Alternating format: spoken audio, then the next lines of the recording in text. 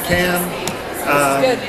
We're thrilled about it, so we just can't wait. We've been just championing at the bit just to try and get it on so people can share what we've been able to do the last 8 months. Or that seems to happen a lot more these days, where we get wind of these great shows that are being developed, being produced, and we get to meet at various conventions and press events, and yet it's still like half a year, 9 years, 9 months to a year before the show is actually aired. It's about a year that they did the pilot for this. They were just finishing it up, so it's and I think that's more a function of there's a lot of television now, so they try to position things to succeed and to get the buzzworthiness that they need. So it's just all about, that's more of a marketing thing, like finding the right spot. So I feel we have it, and I can't wait for people to see it. That's it? This was great. This was great. Who's buying the first round? Yeah, exactly. Can you talk about filming in the outdoor scenes with like the containers and like the mob scene, kind of the flash forward, and then that, like, what are the logistics that kind of went into filming that? Yeah, and there's more of that as the show goes on, but it's a logistical challenge because you need a lot of people, a lot of space, a lot of chaos. Thankfully, there are some areas in Atlanta that provided big, wide open spaces near these rail yards, so it gave us some scope. But in many of those instances, we actually did line up containers 3 high over a long span. So it's quite impressive to see it, to be down there and look at it. And I think some of that will really come through. And it was a thrill just knowing that this was going to last for ultimately, I think, 19 days in the first season.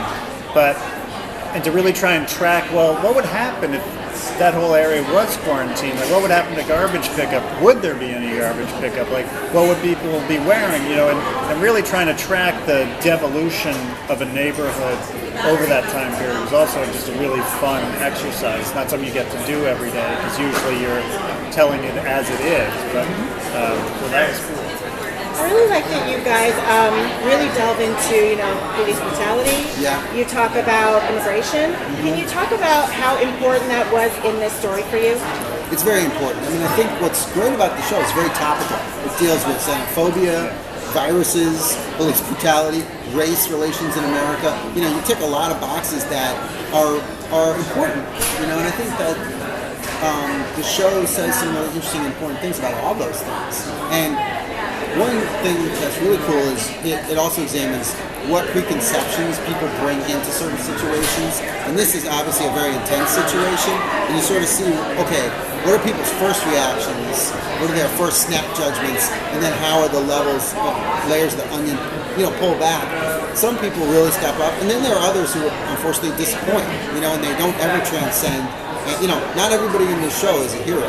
And not everybody in life in this, if this happened here, you'd see some amazing things out of people and some cowardly actions from maybe people that you would expect and hope would step up. So that's always, as storytellers, kind of interesting, like how do people react under pressure? And it's also, I think, in a good way, it's somewhat stealth in the sense it's this harrowing virus, right? Everybody's dealing with it. You don't know where it is, where it's going to come from, and yet underneath you get to talk about all those subjects. So you kind of get to have your cake and eat it too, in a sense. Those issues are there regardless, given Atlanta, given the virus, and then so you get to, it's a compelling story of people getting this disease, but then underneath are all these great issues as well. So I know the show is an adaptation of a European show, and we've seen lots of disaster movies. But where did you get ideas for what you're doing in the show itself? Well, we did a lot of research. We had a person at CDC who was a consultant. We read a lot of books about Ebola, because that's probably the closest approximation as to what this virus is. Also, the bird flu, what happened in Hong Kong. So really, there is a lot of research. There is, unfortunately, it's happened a lot around the world. It hasn't happened in this country, knock on wood. But to try and think about how it would happen in this country was really fun to actually kind of take that research and extrapolate it into America. And we would model it out, sort of saying, in this perimeter of space, with this many people, with this infection rate, here's how many people would be on day 4, for example, infected. Here's how many people would be dead.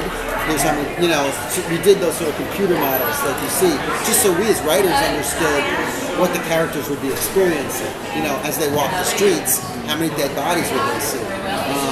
So it's fun on one level, and it's also kind of scary to live in that place because you just wouldn't want it to happen. The more research you do, the more scared you become. Yeah. Because it's real. Yeah, and you talk to infectious disease doctors, and they would not only validate what we were coming up with, but in some ways sort of surpass us in their level of fear and caution and curiosity about, well, could this happen in America? I mean, I think for them, in the same way that people, monitor terrorism and say, well, it's sort of inevitable, they're sort of like, it's very probable that some bad infectious disease, just with the way people travel around the world now, will come here and, hopefully we're prepared, but we're not as prepared as we should be. So that's what the show gets into a little bit.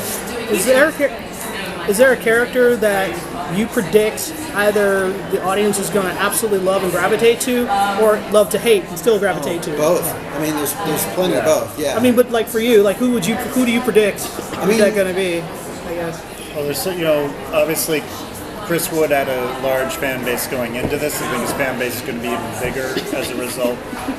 Kristen, who plays Katie, is just mind-blowing. I'm not sure she'd done anything before this, but she came in and blew everybody away. But I think all our actors were very proud of them. They did excellent work. So it'd be like picking which child is going to be the most popular one. I'd rather not, stake a bet on that. Really quick, CW is selling this as an event series. My understanding is that it's not intended to be a closed-ended event series. Is that correct? Can you talk a little bit about that? Accurate. Yeah, I mean, I think it's sort of like a novel where you read it and it has a natural endpoint, and people that read that novel will feel satisfied. Having said that, there's so many more stories that we could tell. Yeah. So I think in the same way, like, for example, Under the Dome was framed up as an event series, and then they were able to do more. So I think given the opportunity to tell more stories, we absolutely could, but it is a very compelling, close-ended story in its own way. Thank you.